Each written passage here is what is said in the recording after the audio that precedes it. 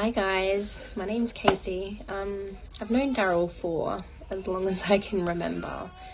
A key memory would be playing under 14s, 15s, and I'd play a full 90 minutes with Andy as my coach, and then Daryl would come over and be like, "Hey Casey, do you want to play another game in the age group above?" And I'm like, "Yeah, sure." Obviously I'd be a bit nervous playing older boys, but he always taught me to believe in myself, and he would just throw me straight in centre back and be like, "I know you are better than 90% of those boys you're going to come up against." And he definitely gave me a lot more confidence as a player, and has definitely helped shape me into the player I am today. So thank you for that, Daryl. I will continue to kick ass for you. Daryl, we met so many years ago in primary school, and where else but out on the oval. You even convinced the teacher to play me in the school team. Then some years later, you pulled into my neighbour's driveway doing something that you'd done for many kids over the years, and that's pick them up and drop them off to make sure they could play.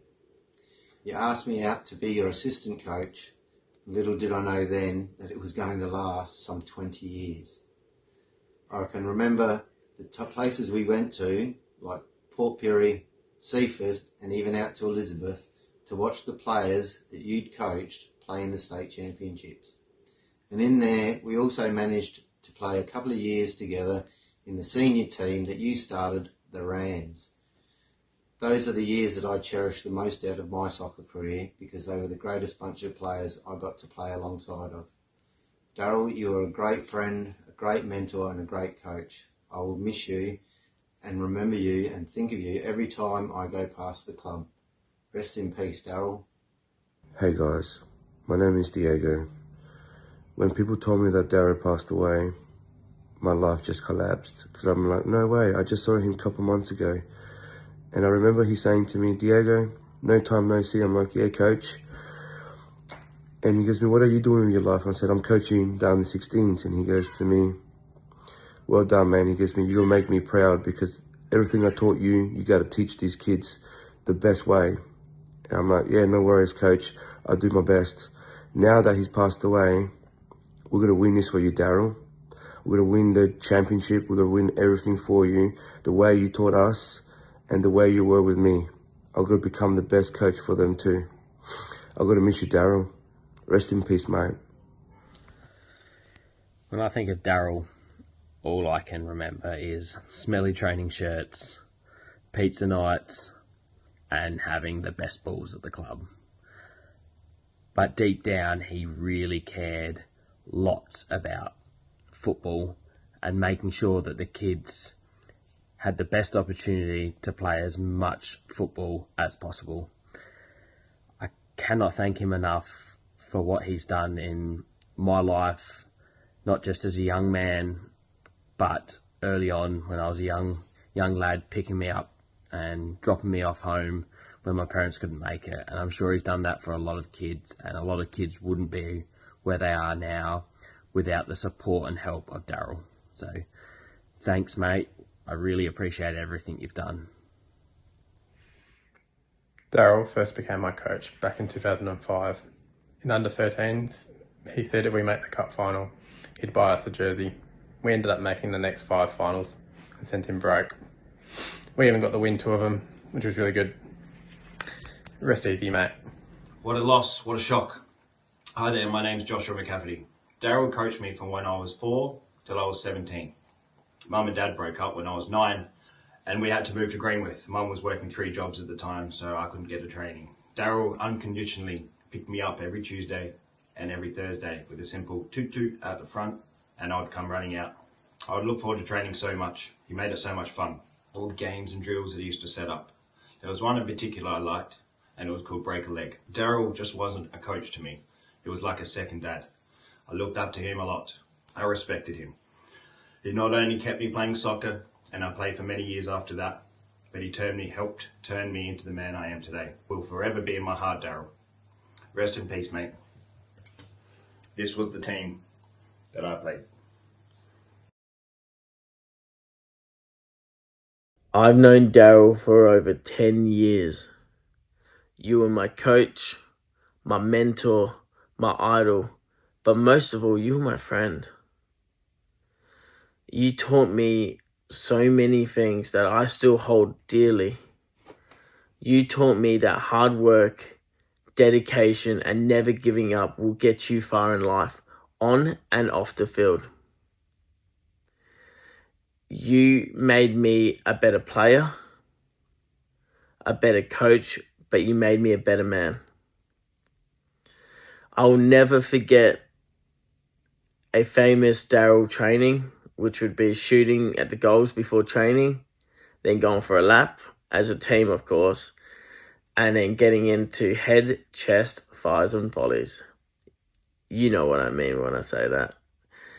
Or, can't go wrong with a cheeky pizza night once or twice a month.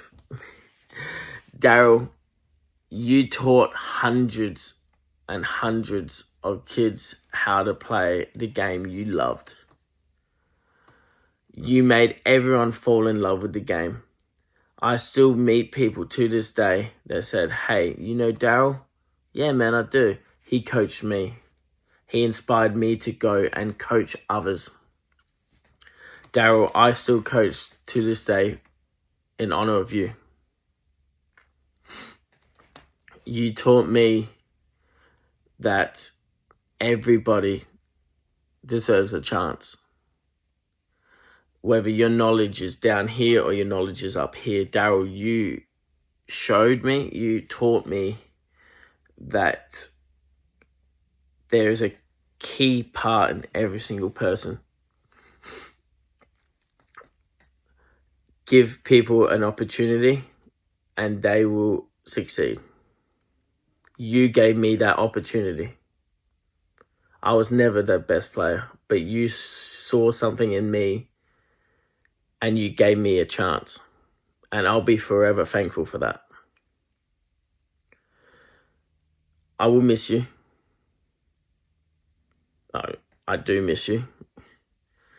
And I promise that your legacy will live on, not just at Ingle Farms Junior Soccer Club, but through every single player that had the honor of meeting you, being coached by you, or even just talking to you.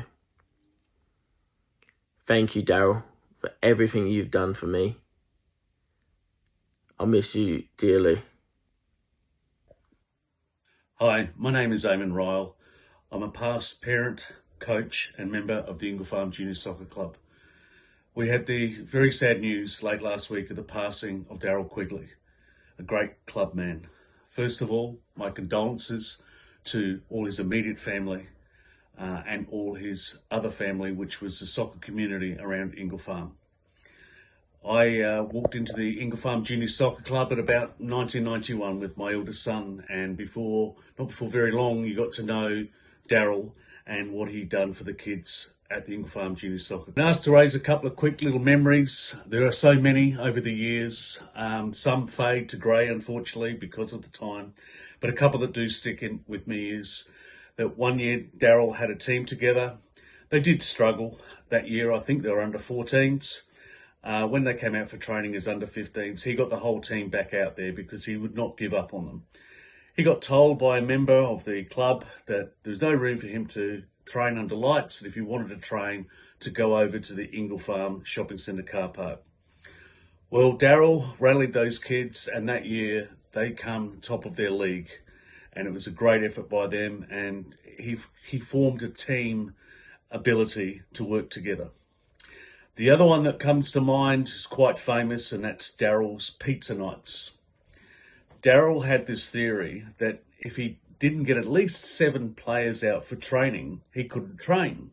So he'd inform all his team, hey everyone, don't forget, training Thursday night. If I don't get 7 members out, I'll be buying pizza. Now, of course, all the kids thinking, hang on, if we don't make it to training Thursday, I may be only the 5th player, we could have had pizza. So that got all the kids out each night to training, as a little bit of a bargaining tool, and it worked. But even if he got all his teams out, all his members out, he would offer a pizza night randomly at least once a month. His work around the club over the years stretched not just for Ingle Farm. He never liked to see a kid miss out or to have fun.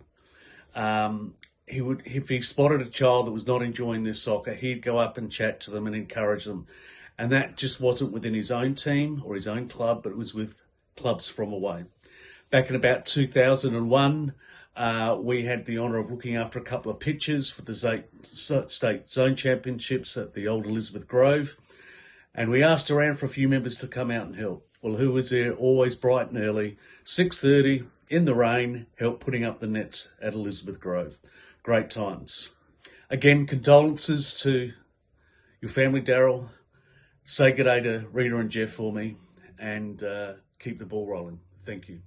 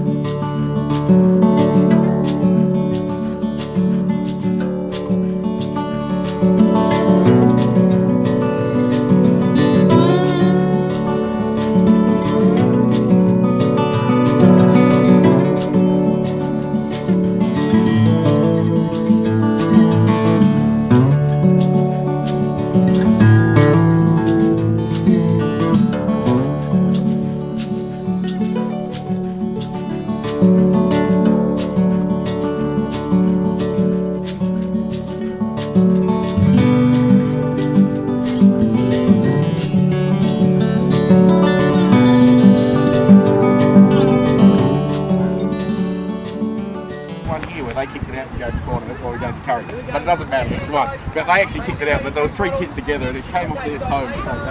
But you did. Getting tight out there, boss? Hey mate, I'm feeling the pressure. I offered to do the second half if he needed it.